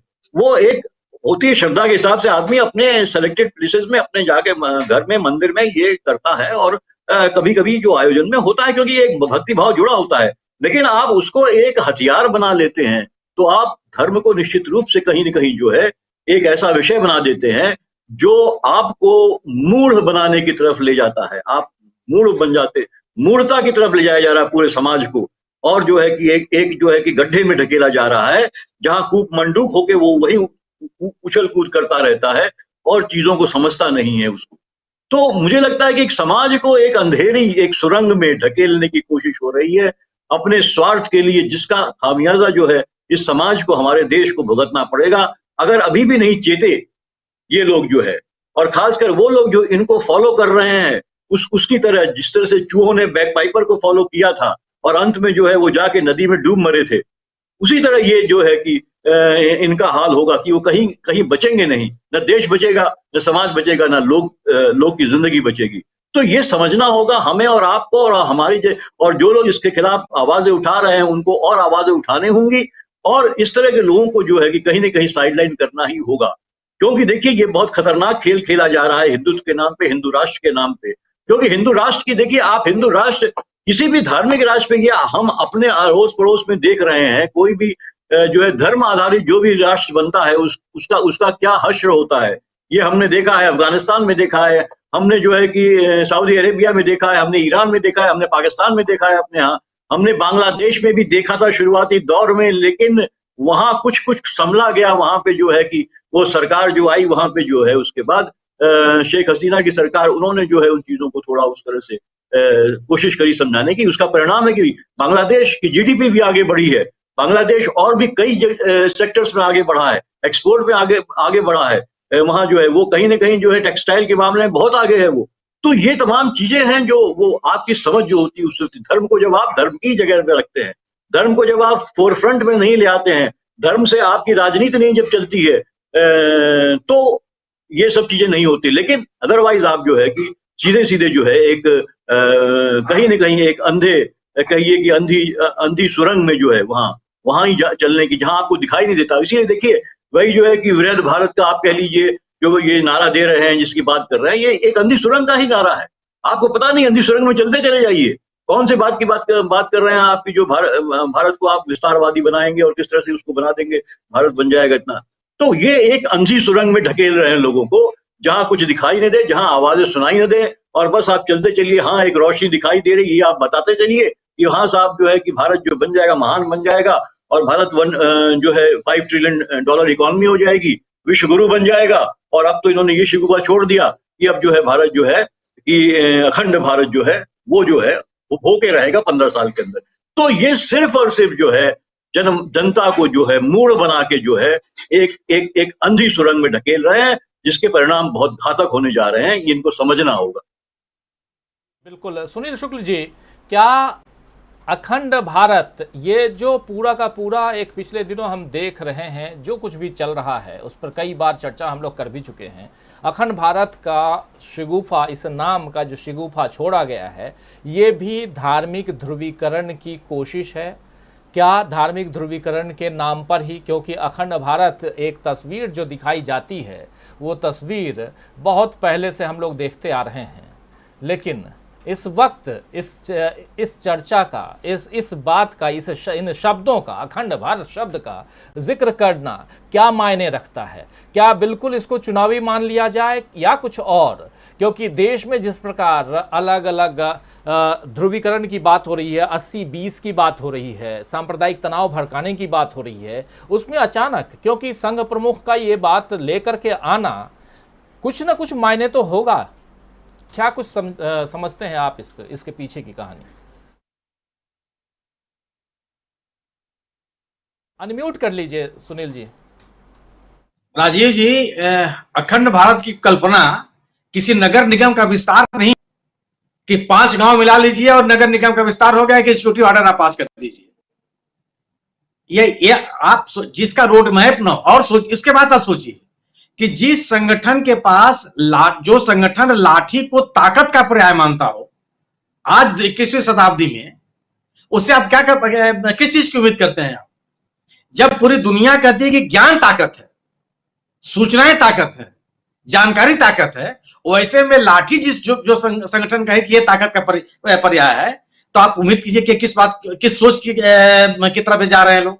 यह केवल और केवल ध्रुवीकरण की कोशिश है, राजनीतिक लाभ के लिए, दल विशेष को लाभ पहुंचाने के लिए, समाज को बांटने के लिए, और कोई तरीका आपके पास नहीं है। जब आप डेवलपमेंट की बात नहीं कर सकते, जब आप योजनाओं की बात नहीं कर सकते, जब आप नीतियों की बात नहीं कर सकते, जब आप प्रगति की बात नहीं कर सकते, तो सवाल यह है कि आप लोगों को अपने पक्ष में लाएंगे कैसे, केवल सिवाय ध्रुवीकरण के। और ध्रुवीकरण के अलावा कोई आपके पास विकल्प नहीं है। और ध्रुवीकरण का यही आधार हो सकता है कि आप लोगों में राष्ट्र भक्ति का एक नकली भावना भरिए, आप लोगों को फिरका परस्ती के नाम पर लोगों को एकत्रित कीजिए, जिसमें कि आपके जो समाज के मूल मुद्दे हैं उससे आदमी का ध्यान भटके, और आप दल विशेष के प्रति लामबंद हो, और आप जिस राजनीतिक ताकत की बात करते हैं उसमें आप बढ़ते चले जाएं। जब आप सांप्रदायिक सौहार्द के साथ या दूसरे संप्रदाय के लोगों के अस्तित्व को स्वीकार करने के लिए नहीं तैयार है, जब आप सोचिए कि आप अपने विवेक की कल्पना कीजिए, विवेक इनका क्या है? अजान 10 मिनट नहीं पंत साहब, कुछ सेकंड के लिए होता है। आप गांव में रहते हैं, आप कुछ सेकंड के लिए आवाज आती है, लोगों को ऐलान करते हैं कि ये नमाज का वक्त हो गया। मिनट भर नहीं चलता हो, और उसकी एक निश्चित एक समय अवधि है, और उसके लिए आप पूरा जी 5 बार होती है, लेकिन सवाल कुछ सेकंड के लिए होती है, और उसके लिए वो नमाज नहीं पढ़ते हैं लाउड स्पीकर के ऊपर, कहीं नहीं हुई है। और आप कहिए कि मैं लाउड स्पीकर पर हनुमान चालीसा पढ़ूंगा, उस समय जब अजान हो जाएगी, समाज को आप ले कहां जा रहे हैं? और आप ये सोचिए कि जो समाज, जो देश आर्थिक रूप से विपन्न होगा, वो श्रीलंका होगा कि अखंड भारत होगा? वो सीरिया होगा कि अखंड भारत होगा? आर्थिक रूप से सशक्त हुए बगैर क्या कोई भी देश दुनिया के पैमाने पर ताकतवर हो सकता है क्या? छोटे छोटे देश छोटे छोटे देश जो आर्थिक रूप से संपन्न है वह बहुत आगे हैं, किसी की नहीं सुनते वो, और उनको पूरी दुनिया मानती है। वो तकनीक में आगे हैं, उद्योग में आगे हैं, उत्पादन में आगे हैं, कृषि उत्पादन में आगे हैं, शिक्षा में आगे हैं, पूरी दुनिया में उनकी पहचान है, हर आदमी उनके पास जाता है। और जब आप अपने आप को ताकतवर नहीं और ताकतवर आप कैसे बनाएंगे? क्या संभव है कि कोई भी देश केवल अपने संसाधनों पर विकसित हो जाए? अगर उसके पास विदेशी निवेश न हो, अंतरराष्ट्रीय जो संगठन है वह निवेश न करें, बहुराष्ट्रीय कंपनियां वहां न आए, अंतरराष्ट्रीय शिक्षण संस्थाओं से आपको प्रशिक्षण न मिले, उनके साथ आपको शिक्षा के अवसर न उपलब्ध हो, तो क्या अपने देश को ताकतवर बना सकते हैं क्या? और यह सुविधाएं क्या जब अपने आप को एक संकीर्ण मानसिकता में आप घेर लेंगे, आप दूसरे संप्रदाय के प्रति एक नफरत भरी भावना रखेंगे, आप सहअस्तित्व की बात से इनकार करेंगे, तो क्या ये अवसर आपको मिलेंगे? कभी नहीं मिलेंगे। अगर आप और इनके अभाव में जब आप ताकत और अगर आप लाठी को ही ताकत मानते हैं तो ईश्वर आपका भला करे। तो सिवाय इसके ये आपके पास कोई रोड मैप नहीं है, आप केवल इस तरह की बात जानबूझ के आप करते हैं जिससे कि आप लोगों इस देश के अंदर जो जन सरोकार के विषय हैं उनसे लोगों का ध्यान भटके। इस देश की अखंडता, इस देश की संप्रभुता, इस देश का संविधान, इसको बचाना सबसे बड़ी चुनौती है। चारों तरफ से खतरे आपके पास है। अब जिसकी बात आप अभी भारत सरकार ने कभी इसको स्वीकार नहीं किया, हम भी नहीं मानते कि अब चीन में हमारे अखंड भारत के, हमारे देश के संप्रभु राज्य में कहीं भी उसका हस्तक्षेप चलिए, लेकिन मान लीजिए राजनीतिक बयान आया, आप उसे खंडन कीजिए, नहीं वो भी नहीं होता। अभी हाल में जिस तरह की बात भारतीय रक्षा मंत्री और विदेश मंत्री की मौजूदगी में अमेरिकी राष्ट्रपति ने कही, आप उसका भी प्रतिकार नहीं कर पाए। मानवाधिकार को लेकर के कोई बात आप नहीं कर पाते, नहीं कर पा रहे हैं आप, और आप बात करते हैं अखंड भारत की, और वो भी कोई रोड मैप आपके पास नहीं है। केवल एक कपोल कल्पना, लोगों को, जिसकी बात पंत जी ने कही कि एक अंधे सुरंग में आप लोगों को ले जाने के लिए प्रेरित करना कि आप चलते चलिए, किसी रोशनी की आप उम्मीद मत कीजिए। आप सशक्त भारत की बात, मजबूत भारत की बात तब तक नहीं कर सकते हैं जब कल्पना सोच भी नहीं सकते आप, जब तक आप इसको आर्थिक रूप से मजबूत नहीं करते, जब तक आप इसको शैक्षणिक रूप से मजबूत नहीं करते, जब तक आप इसको प्रौद्योगिकी औद्योगिक से मजबूत नहीं करते, तब तक आप सशक्त देश की कल्पना नहीं कर सकते। दुनिया में कोई भी देश ऐसा नहीं है जो इनके बगैर सशक्त हो गया हो। जो आज विकसित देश माने जाते हैं इन पैमानों पर आ गए हैं। हम कहां हैं? मानव विकास के जितने भी मानक हैं उनमें हमारी आपकी स्थिति क्या है? ये अलग की बात है कि किसी भी अंतरराष्ट्रीय एजेंसी के रिपोर्ट को हम मानने के लिए तैयार नहीं है। हम कहते नहीं, सब फर्जी है, हमारे अपने निष्कर्ष हैं।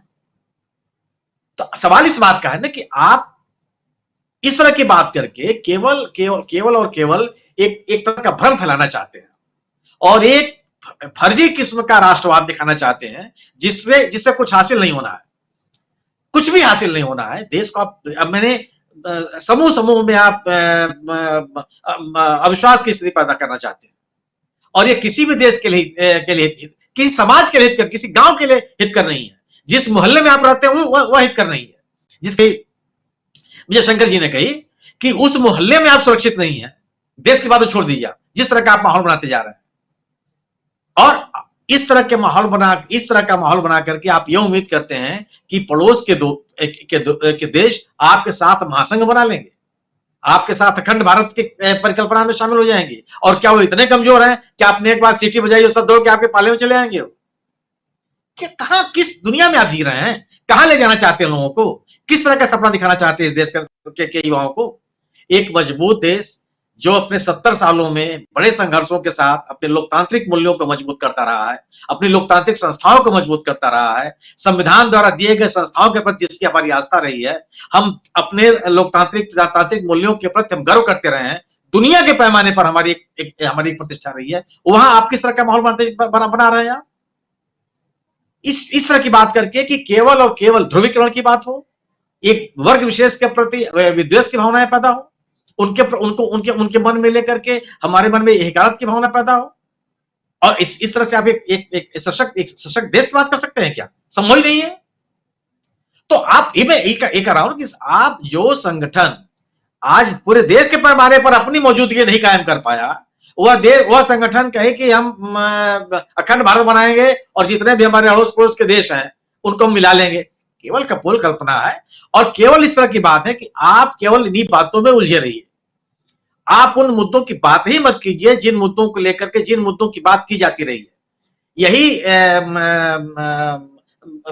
सरसंघ चालक हैं, आप याद कीजिए राजीव जी, जिन्होंने कहा था कि आरक्षण के मुद्दों आरक्षण पर पुनर्विचार किया जाना चाहिए और देर नहीं लगी उसको वापस लेने में।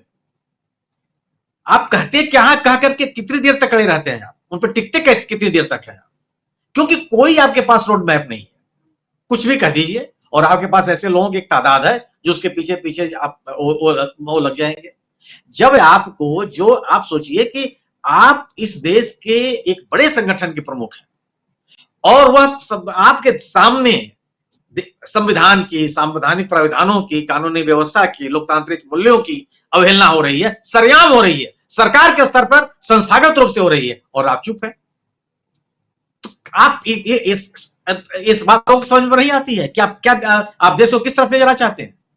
तो केवल और केवल राजीव जी यह एक ऐसी कोशिश है ध्रुवीकरण की, जिससे कि एक दल विशेष को फायदा हो और क्योंकि अन्य कोई आधार नहीं है अपने साथ लोगों को जोड़ने का। आप केवल अगर आपने अपने गवर्नेंस के आधार पर अपने साथ अपने लोगों को आप जोड़ सकते हैं, विचार के आधार पर अपने लोगों को आप अपने लोगों को जोड़ सकते हैं, एक नीति के आधार पर लोगों को अपने साथ आप जोड़ सकते हैं, वो आपके पास है नहीं, आपने किया नहीं। 8 साल आपके पास किया जाए, जिसकी बात उठी कि टंडन जी ने उठाई कि आखिर 8 साल में आपने किया क्या? वाजिब सवाल है, लेकिन टंडन साहब बिल्कुल किया। अयोध्या में भव्य मंदिर बन रहा है, बनारस में बड़ा भारी विश्वनाथ कॉरिडोर बन गया है, मथुरा की बात हम कर रहे हैं, हम बहुत सक्रिय हैं और तमाम ऐसी चीजें कर रहे हैं जिससे कि हमारा नाम रोशन हो और संग्रहालय का उद्घाटन आज हो ही गया। तो आप हमारे 8 साल के उपलब्धियों को मिनिमाइज मत कीजिए, हमने बहुत हासिल किया है। इसलिए राजीव जी यह केवल और केवल ध्रुवीकरण की कोशिश है और कुछ नहीं है जी। ध्रुवीकरण की कोशिश है, लेकिन एक बार फिर से आना चाहूँगा, समय खत्म हो चुका है, लेकिन थोड़ा अब समाप्त की ओर बढ़ें। विजय शंकर सिंह जी, क्या ये जो हम सशक्त भारत की बात करते हैं, विकास के नाम पर चुनाव लड़ने की बात होती है, चुनाव लड़ने की बात क्या, चुनाव लड़े जा रहे हैं, विकास विकास विकास कहा जा रहा है, इन सब के बीच अखंड भारत का शिगुफा भी छोड़ा गया है, छोड़ा जाता रहा है और साथ में अजान और बनाम हनुमान चालीसा हाथ में लिए हुए लाउड स्पीकर पर भजन बजाते हुए, गाना बजाते हुए पढ़ा जा रहा है। तो किस भारत की तरफ, चाहे प्रधानमंत्री नरेंद्र मोदी हों, क्योंकि आज बाबा साहब अम्बेडकर जी की जयंती है और इस समय आज जब संविधान की बात होनी चाहिए, इस वक्त अगर आप अलोकतांत्रिक, इसे मैं अलोकतांत्रिक कहूँगा, अलोकतांत्रिक बात कर रहे हैं, हालांकि इनका बयान मोहन भागवत का कल का है, लेकिन चर्चा आज हो रही है। हरिद्वार में उन्होंने ये भाषण दिया है जिसमें ये तमाम बातें रखी हैं। तो जहां आप इतनी सारी चीज़ें होती रही, लोकतंत्र की बात होती रही, पिछले 75 साल 70 साल में क्या कुछ हुआ क्या कुछ नहीं हुआ इसकी बात होती रही, और इसमें आप लाउड स्पीकर लगा रहे हो और हनुमान चालीसा पढ़ रहे हो और अखंड भारत की बात कर रहे हो। आज आप इधर लाउड स्पीकर, कल को चर्च की तरफ भी लाउड स्पीकर लगाओगे, दूसरी तरफ गुरुद्वारा की तरफ भी लगाओगे, तो आखिर बनाना क्या चाहते हैं आप? क्या कहेंगे आप विजय शंकर जी? जो प्रशांत जी और सुनील जी ने कही, सुनील शुक्ला जी ने, इन दोनों अनुभवों और मित्रों की बात से मेरी पूरी सच तो यही है कि जब 8 साल आपने कुछ नहीं किया तो आप अपने कैडर को कैसे ये बताएंगे कि आप उनके लिए अभी भी जरूरी है। पूरी भावना में जीने वाला कैडर जो एक पार्टी की तरफ जाता है और उससे जीता रहता है, आप उसको कैसे बरगलाएंगे? मैं बरगलाना शब्द जानबूझ के प्रयोग कर रहा हूँ। ये बरगलाना है कि हम अखंड भारत की बात करेंगे, हम एक ऐसे भारत की बात जो कि अत्यंत गौरवपूर्ण भारत था, लेकिन विश्व गुरु भी जब भारत था, जिस समय भी आप इसको स्वर्ण युग मान लीजिए, चाहे गुप्त पीरियड को मान लीजिए, चाहे अकबर के पीरियड को मान लीजिए, चाहे अशोक के पीरियड को मान लीजिए, जो भी मान लीजिए, तो उसमें भारत की जो हैसियत थी, जो स्थिति थी, तो आर्थिक संपन्नता की भी थी। मुगल काल को आप कितना भी कंडम करें, उस पीरियड में आर्थिक संपन्नता जबरदस्त थी। और सबसे अच्छी बात शुक्ला जी ने ये कही कि आज सूचना ताकत है, आज ज्ञान ताकत है, आज लड़ाइयों में भी टैंक तोप ये ताकत नहीं है, सूचनाएं ताकत है। और उसमें आप कहीं है नहीं, आप लाठी का प्रयोग कर रहे हैं।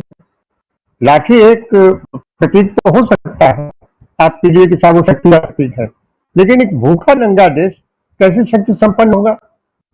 या तो वो दयनीय स्थिति में आ जाएगा, उस लाठी के सहारे वो जिएगा और चलेगा, फिर लाठी उस तरह बन जाएगी, वो शक्ति का प्रतीक नहीं हो जाएगी, उसकी अशक्तता को साथ देने का एक आधार बनेगी। तो ऐसी स्थिति में मुझे लगता है ये मोहन भागवत का ये पूरा बयान आने वाले 2024 के चुनाव के लिए ध्रुवीकरण की एक कोशिश है। और अब उनको ये बात समझ में आ गई है कि इन बच्चे कुछ 2 सालों में भी सरकार ऐसा कुछ आर्थिक मोर्चे पर नहीं करने जा रही है, और इसलिए नहीं करने जा रही है कि वो करना नहीं चाहते हैं। वो करना चाहें भी तो नहीं कर सकते हैं, क्योंकि उनकी आर्थिक नीतियां इतनी ज्यादा क्रोनिक कैपिटलिस्ट मोड में आ चुकी है कि अब उनको वापस लौटना संभव नहीं उनके। तो एक तो उनके पास कोई अच्छा इकोनॉमिक्स नहीं है, कोई इकोनॉमिक सोच नहीं है, और किसी भी आर्थिक जो परिणाम आता है वो साल तो साल में नहीं निकलता है। तो ऐसी स्थिति में अब वो करें तो क्या करें, ये उनकी भी मजबूरी है, इसलिए अखंड भारत का उन्होंने शुरुआ छोड़ा है। लेकिन जैसा कि हमने पिछले वक्तव्य में भी यही कहा था कि हमें इसको एक मजाक के रूप में लेना चाहिए। जो कहे हैं उनका रोड मैप उनसे जरूर मांगा जाए और उनको इस पर भी घेरा जाए कि आप इसका रोड मैप बताइए, और अखंड भारत के समर्थन में खड़ा हुआ जाए। एक ऐसा भारत जिसमें पाकिस्तान भी हो, बांग्लादेश भी हो, अफगानिस्तान भी हो, और एक देश हो और शांति से सब रहे, तो इससे अच्छी कल्पना नहीं हो सकती है। लेकिन आप करेंगे कैसे, ये उनसे पूछा जाए। और दूसरी चीज ये है कि जो समाज में आर्थिक बदहाली आ रही है उसका क्या इनके पास उपाय है, उसको कैसे ये दूर करेंगे, शिक्षा और स्वास्थ्य की कैसे बातें करेंगे, इस पर सरकार से बराबर सवाल होते रहने चाहिए। और इस सवाल को भटकाने के लिए जो शुगुफा छोड़े हैं अखंड भारत का, उस मुगालते में या उस ट्रैप में हमें नहीं आना चाहिए। जी बिल्कुल। प्रशांत टंडन जी, क्या कहेंगे आप? अखंड भारत की बात, लेकिन आर्थिक मोर्चे पर फेल। और अब तो वर्ल्ड बैंक भी कह रहा है कि आपकी जीडीपी जो है भाई साहब जो थी अब उससे कम होने वाली है, 8 पे आ गए हैं, आप आने वाले हैं। तो पूर्वानुमान जो है वो गिरते हुए क्रम में दिख रहा है। और लेकिन साथ साथ बेरोजगारी चरम पर है, महंगाई कहाँ है वो सब हम देख ही रहे हैं।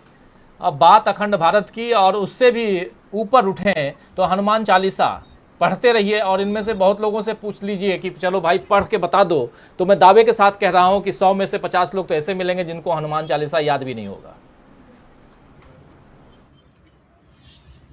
हाँ, कम से कम राजीव जी एक तो सबक ले सकते हैं कि 80 साल की उम्र थी तुलसीदास की जब उन्होंने रामचरितमानस की और हनुमान चालीसा की रचना की, और अकबर के समय में की।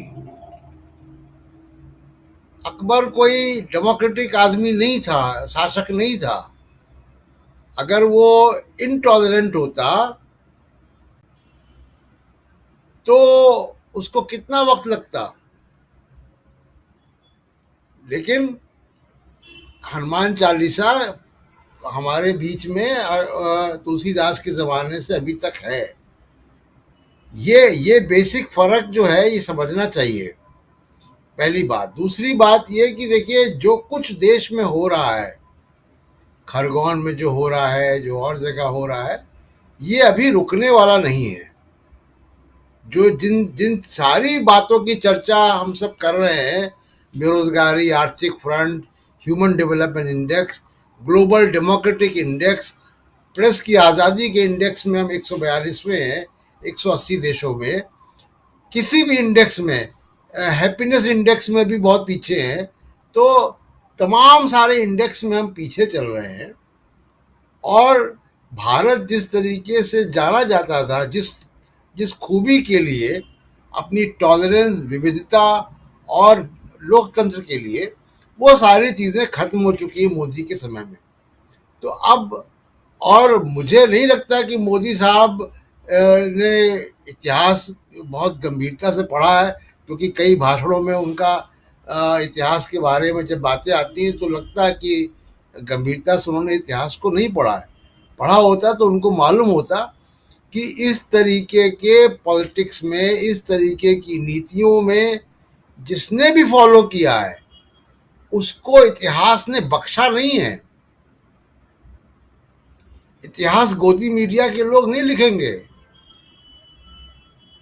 तो ये उनको समझना चाहिए कि प्रधानमंत्री बनने के बाद ये भी चिंता उनके अंदर होनी चाहिए कि भविष्य में उनको कैसे जाना जाएगा, क्योंकि जैसा काम वो कर रहे हैं ऐसे ही काम पिछले कुछ शासकों ने किए हैं दूसरे मुल्कों में, और उनको इतिहास किस तरह जानता है हम सब जानते हैं।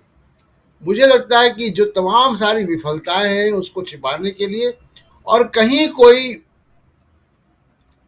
सत्ता का अंदर संघर्ष भी है, कोई असुरक्षा भी है, जिस वजह से अचानक ये हो रहा है। और उसमें सबसे अफसोस की बात राजीव जी ये है कि अदालतें खामोश हैं। आज हम डॉक्टर अंबेडकर की जयंती पे ये बात कर रहे हैं कि संविधान, उन्होंने कहा था आखिरी अपने संविधान सभा के स्पीच में कि ये संविधान बहुत ही खराब साबित होगा अगर इसको लागू करने वाले लोग खराब होंगे। तो आज वो बात डॉक्टर अंबेडकर की सच साबित हो रही है कि सबसे ज्यादा जो खतरा, सबसे ज्यादा जो उम्मीद जिससे थी कि संविधान पे आंच आएगी तो कॉन्स्टिट्यूशनल मैंडेट जिनके पास है वो सुप्रीम कोर्ट को है। सुप्रीम कोर्ट के जज साहिबान सेमिनार में बहुत बढ़िया बातें करते हैं, लेकिन अदालतों में रहकर उनकी जिम्मेदारी है कि वो मोटो लें या उनके सामने जो चीज़ें आ रही हैं संज्ञान लें उसका और एक सख्त कदम उठाएं ताकि देश दुनिया को एक संदेश जाए। तो ये चिंताजनक बातें ज़रूर हैं और मुझे नहीं लगता कि अभी ये रुकने वाली भी हैं। ये अभी ये इनको इसका ये एक्सपेरिमेंट कुछ कर रहे हैं 2024 के लिए और इसको ये चलाएंगे अब तक कि इसको अदालतें नहीं रोकेंगी। कि अदालतें कब रोकेंगी, बहुत सारी बातें अदालत की तरफ भी उस पर भी उंगलियां उठने लगी हैं, लोग बातें करने लगे हैं, भले दबी जुबान से लेकिन बातें कर रहे हैं। आखिरी कमेंट चाहूँगा अमलेंदु उपाध्याय जी आपसे, क्या देश में पैरेलल सरकार चल रही है? ये सवाल इसलिए अमलेंदु जी क्योंकि मोहन भागवत जी कभी अखंड भारत की बात करते हैं तो कभी बात करते हैं कि इस देश से आरक्षण को ख़त्म कर देना चाहिए, कभी कुछ और फरमान आता है, कभी कुछ और ऐलान आता है। क्या कहेंगे राजीव जी? इसके पैरेलल सरकार नहीं, हमारे जो संवैधानिक पद पर बैठे हुए लोग हैं, चुने हुए लोग, वो खामोश रहते हैं। सरकार पैरेलल या सरकार के ऊपर एक और सरकार? जी राजीव जी, पैरेलल सरकार नहीं है बल्कि ये सुपर सरकार है। हमारी सरकार जो है वो इनके अधीन काम कर रही है। मतलब हमारे मोहन भागवत जी तो जो सीधे सीधे प्रधानमंत्री को तलब कर लेते हैं, प्रधानमंत्री जाते हैं वहाँ शीश नवाने के लिए। तो आप समझ सकते हैं कि सरकार जो है वो सीधे सीधे आरएसएस के नियंत्रण में काम कर रही है। बातें कही जाती थी कि डॉक्टर मनमोहन सिंह की सरकार जो है वो 10 जनपद के इशारे पे काम करती है, फैसले 10 जनपद से लिए जाते हैं। तो अगर 10 जनपद से फैसले लिए जाते थे तो वो भी एक राजनीतिक प्रक्रिया थी कि भाई उस पार्टी की अध्यक्ष है जिसके प्रधानमंत्री हैं, वहाँ से फैसले किए जाते हैं, उस कोalition की चेयरमैन है जिस कोalition की सरकार है। लेकिन आरएसएस जो है वो किस हैसियत के साथ प्रधानमंत्री को बुला लेता है और सारे मंत्रियों को बुला करके बात करता है, ये अभी सोचने वाली बात है कुल मिलाकर के। संवैधानिक संस्थाओं की यहाँ तक बात है, मुझे लगता है कि लोया बनने के खतरे सबको हैं राजीव जी, ऐसा नहीं किसी को खतरे नहीं है, खतरे होते हैं। और ये भी होता है कि भाई रिटायरमेंट सबके नज़दीक होते हैं, फिर किसी का 2 साल बचा होता है, किसी का 6 महीना बचा होता है, किसी का साल भर बचा होता है। तो उस रिटायरमेंट के बाद फिर क्या मिलना है तो उसकी भी चिंताएं होती हैं। किसी को राज्यसभा जाना है, किसी को किसी निगम में जाना है, किसी को किसी आयोग में जाना है। तो अब वो देखा है कि कॉन्स्टिट्यूशन और देश का संविधान जो है और कानून व्यवस्था वो देखा जाए। आप देखिए कि सीबीआई को सुप्रीम कोर्ट ने अभयदान दिया हुआ है काय पे स्टे पे, गुवाहाटी हाई कोर्ट के आदेश के खिलाफ।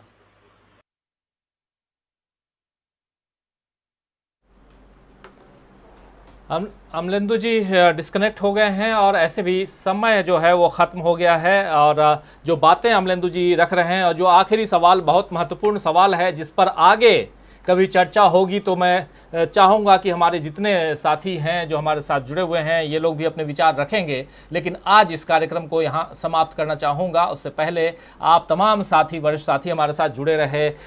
वरिष्ठ साथी रिटायर्ड IPS ऑफिसर हैं विजय शंकर सिंह जी, अपनी बेबाक टिप्पणी के लिए जाने जाते हैं। विजय शंकर सिंह जी, आपका इस कार्यक्रम में आप जुड़े, आपको बहुत धन्यवाद देता हूँ, बहुत शुक्रिया अदा करता हूँ। और साथ में सुनील शुक्ला जी हमारे साथ जुड़े, पीयूष पंत जी जुड़े, प्रशांत टंडन जी जुड़े, वरिष्ठ साथी हमारे, आप तीनों को बहुत धन्यवाद। और धन्यवाद हमारे ऑनलाइन एडिटर अमलेंदु उपाध्याय जी को भी। आप तमाम साथी हमारे साथ जुड़े, बातें अपनी रखी और खुले मन से इस मंच पर आपने अपने विचार प्रकट किए, इसके लिए तहे दिल से शुक्रिया अदा करता हूं। और हमारे तमाम साथी जो जुड़े हुए हैं, अपनी अपनी बातें रख रहे हैं, जैसे ओम प्रकाश तिवारी जी लिख रहे हैं कि याद रख सिकंदर के हौसले तो आली थे, जब गया था दुनिया से दोनों हाथ खाली थे। बिल्कुल, बहुत खूब कहा आपने ओम प्रकाश जी। मोहम्मद शरीफ कह रहे हैं तुम अपने जुल्म की इंतहा कर लो, फिर हमसा बेजुबां मिले ना मिले कोई। बहुत खूब। प्रमोद कुमार कह रहे हैं कि देश की हालत भगवान भरोसे है। अबीद हुसैन कह रहे हैं हिंदू सेकुलर कम्युनिटी को ओपनली माइनॉरिटी की आवाज़ उठाने चाहिए। और अफरोज आलम कह रहे हैं कि मोहन भागवत अखंड भारत की बात कैसे कर सकते हैं, जबकि भारत को खंडित करने में RSS का सबसे बड़ा योगदान रहा है। ये भी बहुत सही बात आप कह रहे हैं। हरनौल अलमेदा कह रहे हैं कि गुड नाइट, आपको भी गुड नाइट, शुभ रात्रि। और समीम अंसारी जी सऊदी अरबिया से गुड नाइट कह रहे हैं। और साथ में हदीश अली हाय लिख रहे हैं। देवेंद्र चटर्जी कह रहे हैं कि राजीव जी, आज़ादी का आंदोलन तो छोड़िए, भारत का आर्थिक एक भी आंदोलन में RSS का कोई योगदान है क्या? ये सब नाकामी छुपाने का तरीका है। अफरोज आलम कह रहे हैं कि मोहन भागवत अखंड भारत की बात कैसे कर सकते हैं। और समीम अंसारी जी सऊदी अरबिया से गुड नाइट कह रहे हैं। मोहम्मद शरीफ कह रहे हैं पहले हम सब एक इंसान हैं, फिर हिंदू या मुसलमान हैं। तो बहुत खूब, बहुत अपनी बातें आप लोगों ने रखी। इस कार्यक्रम को समाप्त करना चाहूँगा। तमाम साथी हमारे साथ जुड़े, आप लोगों ने अपने विचार भी प्रकट किए। कई लोगों के विचार नहीं ले पाता हूँ, नहीं पढ़ पाता हूँ, लेकिन आपके विचार यहाँ रहते हैं, देश दुनिया तक पहुँचते हैं। बहुत ज़रूरी है कि आप अपने विचारों को रखिए, अपनी बातों को रखिए, हमारे साथ जुड़िए। कल शाम फिर हाजिर होएंगे हम कुछ और खबरों के साथ, कुछ विचारों के साथ, और साथ में आप तमाम दोस्त साथी शुभचिंतक, आप सबका इंतजार रहेगा। तब तक जुड़े रहिए हमारे दूसरे कार्यक्रमों के साथ, देखते रहिए DV लाइव। नमस्कार, गुड नाइट, शुभ रात्रि, शब बखैर।